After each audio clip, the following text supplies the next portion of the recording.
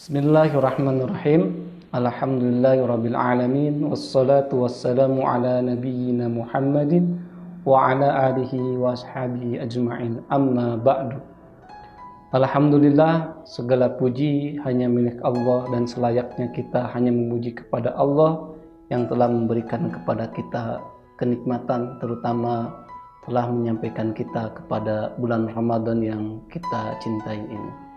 Salawat dan salam semoga Allah melimpahkan kepada Nabi kita, Nabi Muhammad sallallahu alaihi wasallam, kepada keluarganya, sahabatnya, dan mudah-mudahan sampai kepada kita semua. Hadirin kaum muslimin, ibarat tubuh kita yang butuh dengan makanan yang bergizi, butuh makanan 4 sehat, 5 sempurna, maka begitu pun dengan hati kita. Hati kita pun memerlukan asupan gizi. Tentu bukan dengan makanan, bukan dengan minuman, tetapi dengan amalan-amalan ibadah. Ada banyak perbuatan-perbuatan yang bisa membuat hati kita menjadi sehat. Tentu sangat banyak sekali, tapi insya Allah pada kesempatan ceramah ini hanya akan disampaikan 3 hal saja. Apa itu? Yang pertama adalah yang akan membuat hati kita menjadi sehat, yaitu berzikir kepada Allah Subhanahu wa Ta'ala.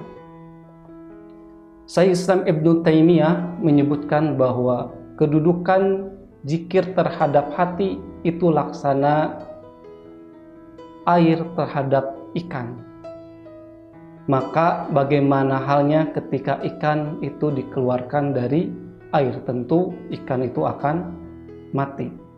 Maka Allah Subhanahu wa Ta'ala berfirman, "Dan ingatlah kepadaku, niscaya aku akan mengingatmu." Ini dalam surat Al-Baqarah ayat yang ke-152. Jadi kedudukan zikir ini akan sangat urgen buat kita, karena ketika kita mengingat Allah dengan zikir-zikir, niscaya Allah akan mengingat kita. Maka jangan pernah kita meninggalkan untuk berzikir minimal sehabis sholat, dengan mengucapkan istighfar, kemudian membaca subhanallah, walhamdulillah, wallahu akbar, la ilaha illallah, dan zikir-zikir yang lainnya. Di setiap kesempatan, di setiap waktu, basahi lidah kita dengan zikir kepada Allah Subhanahu wa Ta'ala. Dan yang kedua adalah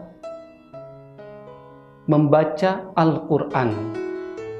Membaca Al-Quran ini merupakan zikir yang utama, karena di dalam Al-Quran ada penawar dari penyakit-penyakit hati. Ibnu Mas'ud menyatakan, siapa yang mencintai Al-Quran, maka Allah dan Rasulnya akan mencintainya. Maka di bulan Ramadan, para ulama, orang-orang solih sangat bagus, sangat berinteraksi yang tinggi terhadap Al-Quran ini.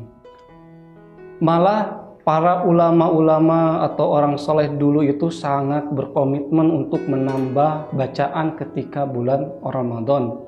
Ada yang bisa menghatamkan dalam waktu 10 hari, ada yang bisa menghatamkan dalam waktu 7 hari, bahkan ada yang bisa menghatamkan dalam waktu 3 hari.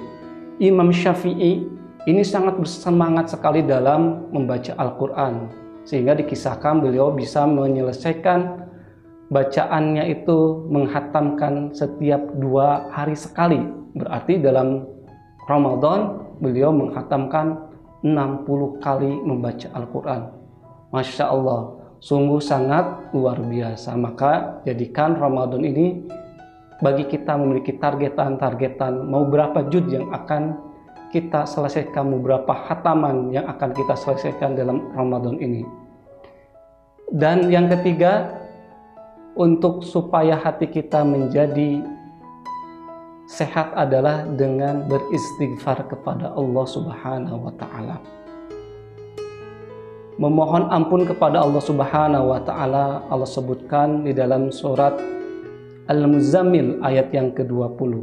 A'udzubillahi minasyaitonirrajim. Wastaghfirullaha innallaha ghafurur rahim. Dan mohon ampunlah kepada Allah. Sesungguhnya Allah Maha Pengampun lagi Maha Penyayang. Istighfar ini sangat berguna untuk menghapus dosa-dosa kita. Dan dosa ini merupakan penyakit dan akan dihapus oleh Allah, akan disehatkan kembali oleh Allah ketika kita beristighfar kepada Allah Subhanahu wa taala. Abu Hurairah radhiyallahu anhu menyatakan bahwa Rasulullah shallallahu alaihi wasallam bersabda, "Demi Allah, sesungguhnya aku memohon ampun kepada Allah dan bertobat kepadanya lebih dari 70 kali dalam sehari." Hadis riwayat Al-Bukhari. Rasulullah saja orang yang terjaga dari melakukan perbuatan dosa, beliau selalu beristighfar kepada Allah minimal 70 kali. Maka kita tentunya orang yang banyak salahnya, orang banyak dosa, harus lebih dari itu. Ini mungkin yang bisa saya sampaikan pada kesempatan di nasihat menjelang berbuka ini. Mudah-mudahan di Ramadan ini kita bisa melazimi ketiga hal ini, yaitu berzikir kepada Allah Subhanahu wa taala, kemudian membaca Al-Quran dan beristighfar kepada Allah Subhanahu wa taala, sehingga mudah-mudahan selesai Ramadan hati kita menjadi sehat dan kita mencapai derajat ketakwaan. Demikian, saya mohon maaf. Wassalamualaikum warahmatullahi wabarakatuh.